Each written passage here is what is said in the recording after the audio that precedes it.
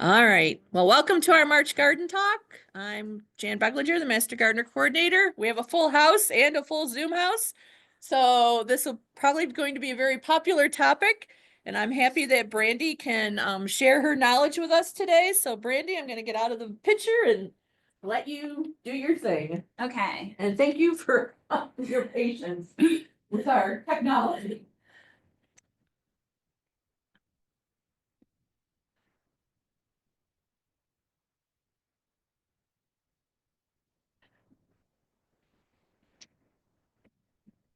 Okay, so my name is Brandy Waite. I've been a master gardener since 2012, and this presentation has been adapted from a course that I took. Last year, I earned a certification in therapeutic horticulture. And this was the third class was accommodating diverse populations. And there was a presentation on using traditional garden tools as well as adaptive tools for therapeutic horticulture. So the presentation was originally put together by Emily Weaver. She was the therapeutic horticulture program manager at the North Carolina Botanical Garden. This is not solely my presentation, but I thought it would be a very popular topic. So let's dive in. Adaptive gardening. So this is a huge topic. We could probably have several presentations on adaptive gardening. And I really like this slide because it kind of is a simple breakdown of adaptive gardening. As we age, gardening is actually a lot of work. It's a physical exercise, and we have to either to minimize pain or prevent injury, we have to adapt the garden to ourselves. So think about raised beds, elevated gardens, using more perennials that require less maintenance. How can we adapt the garden to us? Then they have adaptive tools. So what tools can I use to make gardening easier for myself? Ergonomic, attachments, etc.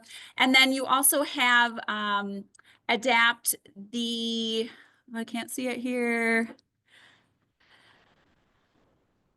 Adapt yourself. So proper posture, squatting with your thighs, bending, with your knees, the pivot technique. So this was actually, the slide is from a presentation called Preventing Injury in the Garden with Tools, Techniques, and Stretches by Gabriella Mirza. She is from the University of Utah. If you Google this, you can find her presentation, and she has really great YouTube videos on how to do the proper movements, the pivot technique, the squat, lifting properly. And it is a really great presentation. Would you repeat it? Yeah, it's preventing injury in the garden with tools, techniques, and stretches. And it's by Gabriella Mirza. It's Murza. And it's through the University of Utah.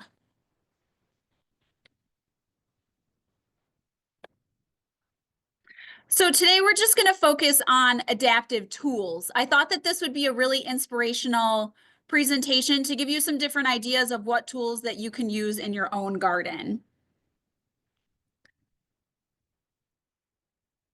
This just does not want to advance. You might have to click it down on the first over on the side. Oh, there we go. Yeah, I think once you start looking. Okay. You can move that speaker thing right off to the corner. Yeah. There we go. There you go. Okay, so we're going to start a little bit with traditional tools because traditional tools, when they're used properly, they are adaptive tools, and we need to use the right tool for the job. So I wanted to just cover a couple traditional garden tools because even though I'm a master gardener, I didn't realize the real way you're supposed to use or the circumstances in which you're supposed to use some tools. So for example, if you need to dig a hole where there's a lot of tree roots, you might think, oh, I'm just going to go right for my round point shovel, but really that might not be the best tool for the job. You might want to use a a D-grip spade that has, it could be serrated and it's better for cutting through tree roots. So I thought, let's just go over a few of the most common garden tools and see if we know the proper way to use them.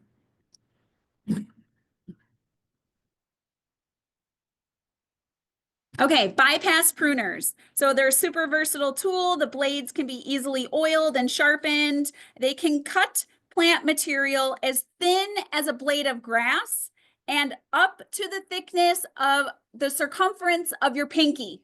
You shouldn't be cutting branches larger than your pinky with bypass pruners. Who knew? Because I do that all the time, and you end up straining your hand. You can feel it after a while. So that's a good rule of thumb to remember. Bypass pruners, no bigger than your pinky. You'll tire out your hand muscles. So if it's larger than your pinky, you've got to go to loppers. So loppers are basically reinforced long handle bypass pruners, and they provide more leverage than the short handled bypass pruners. They are meant to cut plant material up to the thickness of your thumb. So again, who has cut branches larger than your thumb with loppers? Guilty. And you're straining yourself. You're straining the tool. First of all, the tool is going to break or get worn out or not work as smoothly as it should in the future, and you're straining your body. So if it's larger than your thumb, go up to the handsaw. The round point shovel. I never even realized that there's that many different types of shovels, and the round point shovel is probably the most common garden tool. The pointed tip is easily to break the surface tension. It makes way for a wider, more rounded blade to enter the soil, so it's good for digging a hole. It is perfect for its intended purpose to shovel, scoop, and lift soil. They're not necessarily diggers and not priors, and you can weaken the handle. I'm always doing that too, trying to, dig a rock or something out of the hole. So try your best not to use it to pry heavy items out of the soil. I found this one really interesting because I honestly did not know the purpose of a square point shovel, but it is a shovel that has a broad, flat-edged blade that makes a solid connection with the ground. So they are not designed to dig compacted ground. Square shovels are meant to scrape the surfaces of loose materials that are resting on a hard surface. So think about scraping up compost off of your driveway or a sidewalk. They are best used when you need to scrape materials such as soil, mulch, or sand off of a parking lot, the back of a truck. And the key point is that you should never thrust a square shovel into a pile of material because you're going to hurt your wrist, you're going to hurt your shoulder, and that is not the purpose of the shovel. So who knew? You learned something new. Okay, so now we're going to move into the adaptive tools, and I'm gonna read from the script because I just put this together. So I'm sorry, I'm going to read it from Emily's verbiage here. And adaptive tools provide alternative options to traditional tools that might not be possible for one to use or comfortable for that person to use. And adaptive tools make gardening more accessible to people with injuries, disabilities, aches and pains. They should fit the unique need of each person who is using them. And there's no one size fits all solution. Someone who has arthritis in their fingers may need ergonomic gardening tools that have a wider, softer grip, while someone who has arthritis in their wrists may need a thinner, sloped handle that provides more leverage than an average hand tool. So ergonomic hand tools fall into the adaptable gardening tool category. I kind of think of it as like cactus and succulent. Not all ergonomic tools are adaptable, but not all adaptable tools are ergonomic, if that makes sense. So ergonomic tools are they're specifically designed for efficiency and comfort. They reduce the strain on the body, and they are designed with its user in mind, considering factors like grip, handle angle, and weight distribution. So here we have like a trowel with an arched handle and a rotating bypass pruners that the handle kind of rotates when you clip to ease that movement.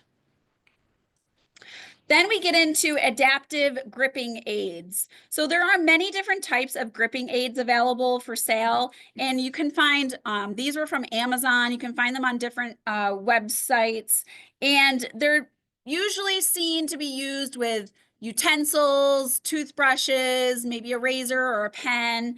However, these gripping aids can also be used with gardening tools. So some of them are meant to make an item thicker, like this easy grip handle. So it takes less hand strength and dexterity to use the item, while others provide a strap that can be applied to an item so that it is becomes harder to fall out of a weakened hand, and less it'll be or an injured hand. So these are available online. Then we have the Grippies garden glove. So this is an adaptive gardening glove that provides a supportive strap across the palm of the hand so that the handle of a short or long-handled tool can be strapped into someone's hand. And it makes it possible for those who have little to no strength in their hands, they're able to grasp an object. So you put on this glove and you literally Velcro the handle into your palm. Grip hand tools. They are hand tools that enable gardeners to press into soil without uncomfortably bending or compressing their wrists and provide more frontal approach than your regular common garden tools. So these are available online. You can buy the tools already with the Easy Grip handle. And then they also offer an Easy Grip support cuff. So you can add the addition of the support cuff that slides onto the hand tool. It elongates the tool's handle while providing an extra layer of support around the forearm. These support cuffs greatly increase a person's ability to maintain grip and control over a hand tool for longer periods of time. The Easy Grip Weeder features a curved metal rocker that allows gardeners to get under the root of a weed and ease it out of the soil with the leverage of the rocker. This allows gardeners to push straight under the root and push down on the weed rather than enter the soil with a twisted wrist and then pull it upward. Then you have the Easy Grip add-on handles. So if you have existing gardening tools, they make just the handle with that upright handle that you can attach to short-handled or long-handled tools. And then you can also utilize the cuff with that as well. So these tools, they're not just suitable for someone with a disability or an injury. A well-seasoned home or professional gardener will, or even someone who works behind a computer all day, they may have serious pain and weakness in their wrists from years of repetitive work. And it's just a tool that's going to make gardening easier for you. This is a different type of add-on handle.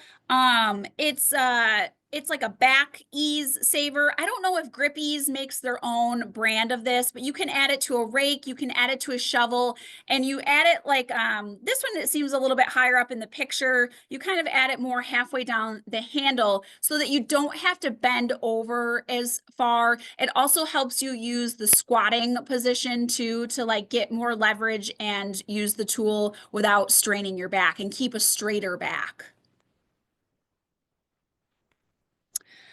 Easy Grip also makes long reach tools. So long reach tools are designed to extend the average, the length of the person's reach into an in-ground or a raised bed. So in general, raised beds should not require a person to reach in more than 2 feet. Once you reach in more than 2 feet, you start to strain your back and your core muscles become constantly engaged, which becomes tiresome and uncomfortable. So that is why raised beds are typically 4x4 or 4x8, so that on the side of the bed, you can easily reach in for 2 feet. But say you need to sit and you want a raised bed bed garden, you can sit on a stool and use these easy grip long reach tools to still reach into the garden in a seated position or even a standing position.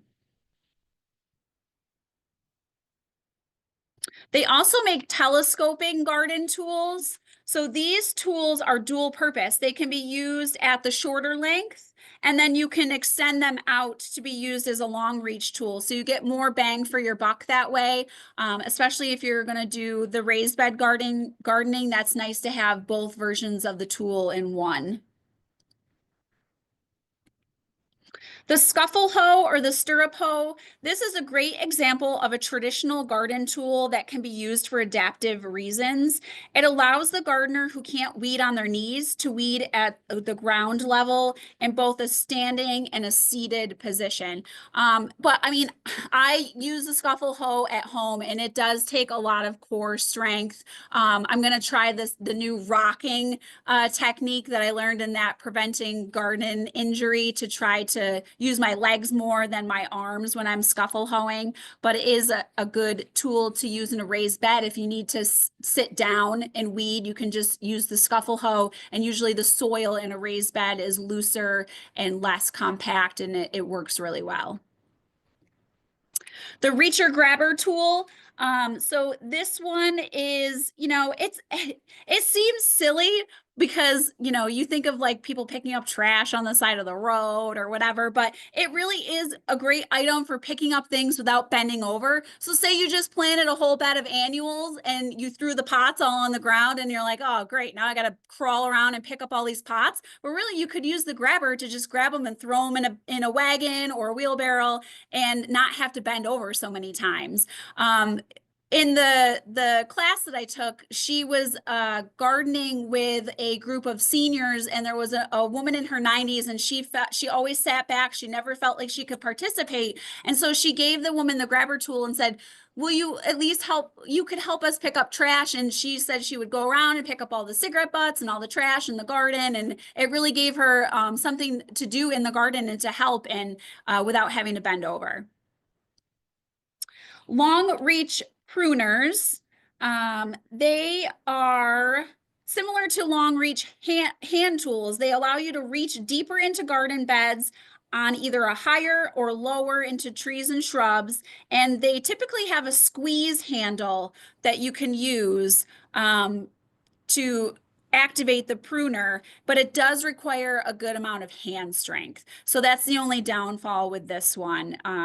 You can get in deeper from probably a seated position, but you're going to have to use more hand strength to use that tool.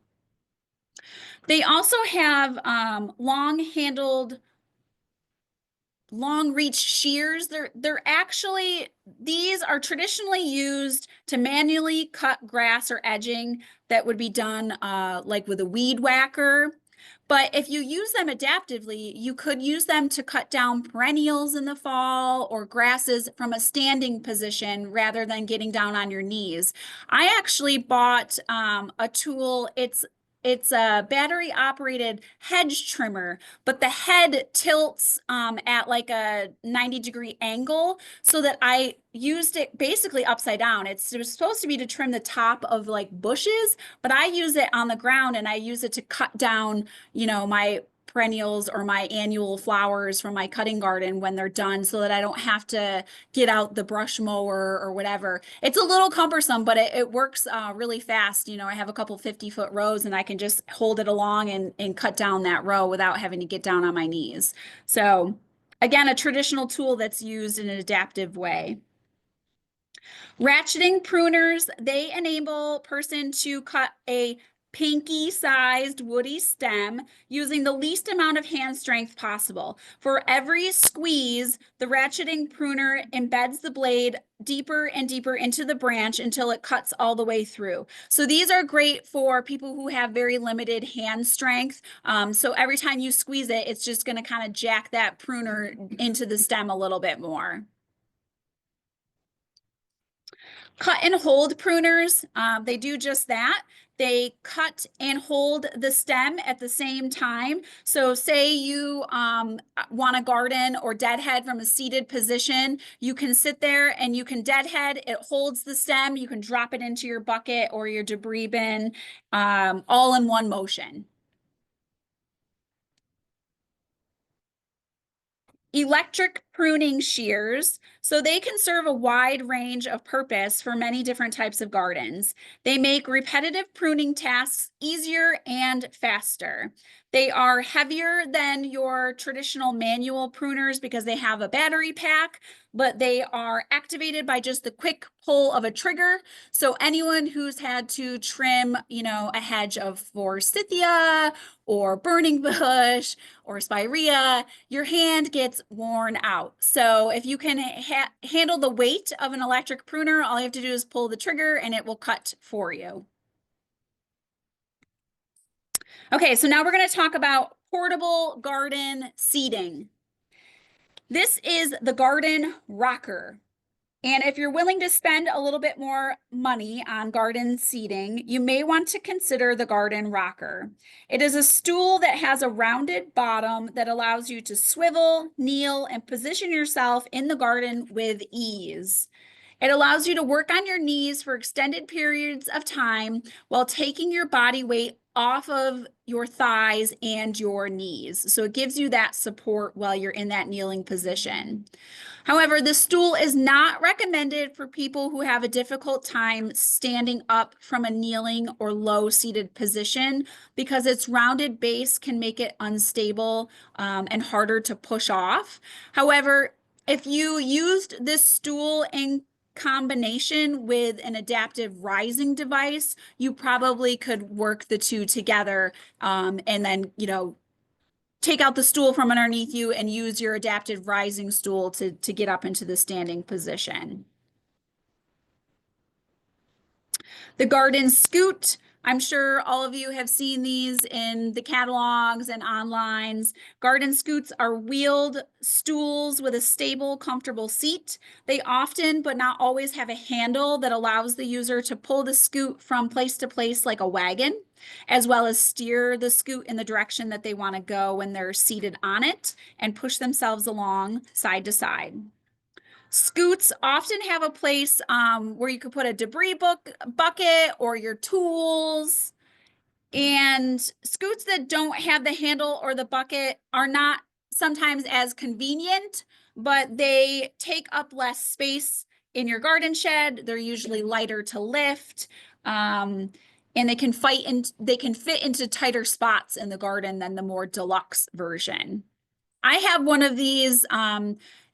I used to use it a lot when I would be transplanting things in a row. You could just kind of scoot along. Mine is a very simple version. It's just the seat with 4 wheels, and the seat can turn, so you can go side to side and back and forth. So it is a pretty handy little scoot. The foam garden kneeler. It's probably like the epitome of a garden. Every gardener has a foam kneeler, right? It's one of the cheapest and most commonly recognized tools that gardeners have to support their knees. Not only do they cushion your bony structures of your knees while you're kneeling and weeding and planting, but they also serve as a waterproof barrier between wet soil and grass and your pants or your legs. Also maybe from spiders and bugs that are crawling around. I do have one of the really thick, like 2 or 3 inch ones. It's really handy. It's gotten so beat up. I need a new one. And they are very functional. I highly recommend the beefed up version. However, knee pads serve the exact same purpose as the foam kneeling pads, except they're attached to your legs so that you don't have to think about picking up the foam pad and moving it along with you in the garden. Some people feel that knee pads feel uncomfortable and annoying to wear. Others can't live without them. I asked for a pair of knee pads for Christmas this year and Santa delivered, so I can't wait to try them out because I do a lot of transplanting and the soil it gets all in the kneeler pad, and then it gets on your legs, and it's just, and then you have to you stand up and to move the kneeler around and readjust. And I was like, I'm going to try the knee pads because it's one less movement that I have to think about when I'm crawling around in the garden. Then you have the garden kneeler. So this is a great tool for someone who struggles to get from that kneeling position to a rising position. This one is really nice because it serves as a portable garden seat. So you can sit at about that 1.5 to 2 foot level and do some deadheading and some pruning. And then you can flip it over. The double-sided foam seat also serves as a kneeling pad. And then the handles act so that you can use them to propel yourself up upwards and get into the standing position with your arms and legs both working together at the same time. So I do have this one. I usually am lazy and don't carry it out to the garden with me, and I usually end up just using it as a seat in the garage, but I have used it to get up before, and it is pretty helpful. They also make a power assisted kneeler. So this takes the regular old garden kneeler to the next level with a power assist. They look just like an average garden kneeler, but they have a mechanism that allows the foam pad to rise up to the person's knees while they're standing. And then when the weight is applied, it slowly lowers the person to a kneeling position as they brace themselves on the handles. Then you work, you do your planting, you do your weeding, and when you're ready to get up again, the mechanism gently propels the person upward as they push off the handles with their arms and they get safely to their feet. So, I didn't look up the cost of one of these. I have no idea how much they cost, but they are a little bit heavier to carry to the garden. They're probably more expensive, but they're very durable. And if you take good care of them and you properly store it and maintain it, it probably would last for several years. So this is an option that I had no idea even existed. There's also the Easy Rider quad cane. So this cane has 4 feet that creates an extremely stable base to support its user. It has a unique C-shaped upper portion of the cane that creates 2 hold points, and it enables its user to hold the cane at waist level, as well, like a traditional cane, and also at a lower hold point that allows its user to grasp hold of when you're either lowering yourself down to the ground or when you're going to get back up from the ground. So it creates a lot more versatility and garden friendliness than just your standard traditional cane. The Easy Riser is similar to the quad cane. It's a tool that enables its user to move to the ground in a controlled fashion, as well as stand up from a kneeling or a seated position. It has a non-slip foam pad on the bottom that ensures that even when using the Easy Riser on slick surfaces, there's less chance of it slipping out from underneath its user. Its sturdy handle provides a base needed for its user to push off as they get to their feet. So something like this just gives you a little bit more support to get up off your knees into a standing position when you're out in the garden. Wheelbarrows. They are probably one of the most iconic gardening tools out there. And I honestly had no idea that there was a 2-wheeled version. So sometimes they can be harder to find. I did look, it looks like A.M. Leonard's and Lowe's, they have 2-wheeled wheelbarrows. They are more expensive, but they are a little bit heavier than a one-wheeled wheelbarrow, but I don't know about you, but sometimes you get going and you can just lose control of that wheelbarrow and the whole thing dumps not at all where you planned it to dump, and it's a giant mess. So the 2-wheeled wheelbarrow does require it requires less core strength and balance than a regular one-wheeled wheelbarrow, and it will rarely, if ever, dump without your consent. So it is much harder to dump a wheelbarrow to the side, which I never dump mine to the side. I always dump it forward. So they said the 2-wheel one is much easier to dump forward for a person. However, The drawback is that because it's so beefed up, it can hold a lot more material. So your odds of overweighing it down and then, struggling to push it are very high. So when you're using a two-wheeled wheelbarrow, you have to keep checking your weight load and make sure that you're not putting too much in so that you can't handle it and you're not straining yourself to get it where it needs to go, defeating the purpose of using it in the first place. Coil hoses. So traditional hoses are, usually the most common and appropriate tool to water your garden, but sometimes they're heavy, they get tangled, you're sick of dragging them around. And if you have, say, a spot on a patio or a deck that you have some pots that you just need a lightweight hose, a coil hose is a really good option. However, they're very thin and they don't have the flow of water as compared to your regular 5/8 or 3/4 hose. So it takes longer for you to water the items, but it's more, you can water with more ease and get the hose around easier. So coil hoses, or even those like as seen on TV, like, flexi hose, those are good for spots that are just you need for lightweight watering, not necessarily your vegetable garden. Okay, now we're going to move into watering wands. So they come in different styles. There's some with a squeeze trigger. So if you can squeeze the trigger and you can do your hanging baskets or reach into your raised bed easier, you can set the flow of water. But then they also make thumb control wands, and so you set the pressure of the water, and then you turn it on and off with just a thumb control switch. So if your hand strength is getting weak and you just don't want to deal with the squeeze trigger, it would be best to invest in a thumb control wand.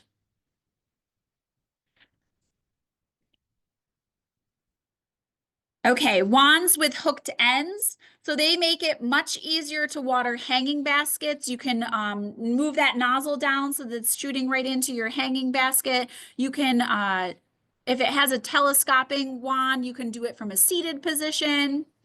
And it makes it a lot easier to water above the shoulder if you have window boxes or other containers. Then we have quick couplers.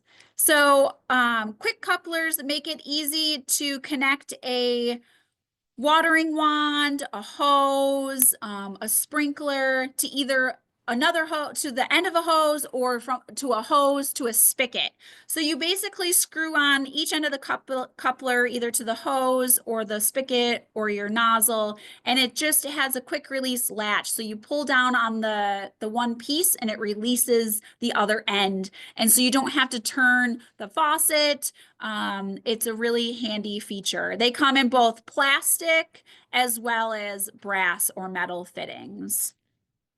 I have some of these on drip irrigation and they're really, really handy. I actually would consider putting one on my spigot. Faucet grips. So these can be screwed onto most spigots and it makes it so that it's easier for the user. They don't have to twist their wrist in tight circles to turn the water on and off. It provides more surface area to grasp hold of the handle, especially those who have a weakened grip. We had a faucet, a spigot handle replaced a couple years ago. We had these like plastic handles, and even though the plastic was like worn off, it still wasn't that hard to grip. And they put on one of these metal handles, and I don't know what it is about the shape, but it kills my hand just trying to turn it on and off. So Santa brought me one of these faucet grips for Christmas, and we're gonna give it a try because it's my main spigot that I use to do all my watering, and I don't know what it is about that metal handle, but it's super uncomfortable. So we're gonna try this. I'm worried about putting those nuts on through and losing them into the abyss of the mulch below, but we'll see how it goes.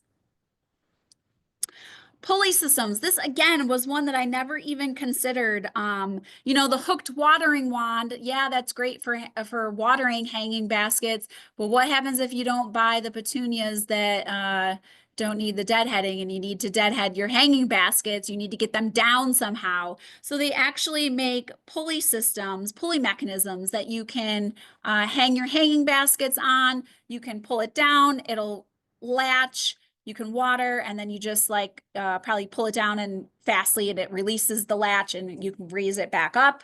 I've also seen growers use these for seed starting. They put their lights on them and I'm like, that is ingenious because I do a lot of seed starting and I'm always monkeying around with the chains and the hooks are always sliding on the bars of my rack and I'm trying to get it adjusted. And so they use the pulley system to just raise and lower their lights, and they're not that expensive. I think you can get a multi-pack on Amazon for 20 bucks or so. So something different if you like your hanging baskets, but you don't like taking them down all the time.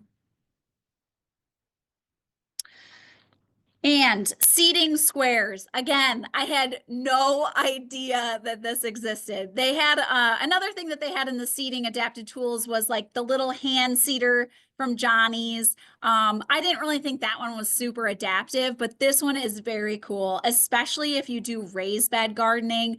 I just am not, I'm not a good calculation person and figuring out the spacing of like the 2-inch and the 4-inch. The square foot stuff just kind of jumbles my brain. So I saw this and I was like, wow, this is really great. It's a 12 by 12 square and it has strategically spaced holes to create your template. So each color indicates a different spacing length.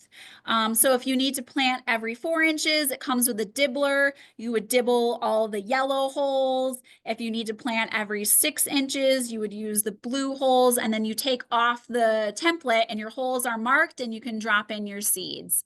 And it would probably lead to a really beautiful, beautifully planted raised bed. Okay, so those are my adaptive tools. I know I went through it pretty quick, but I hope that you all found some inspiration and maybe 1 or 2 things that you want to give a try.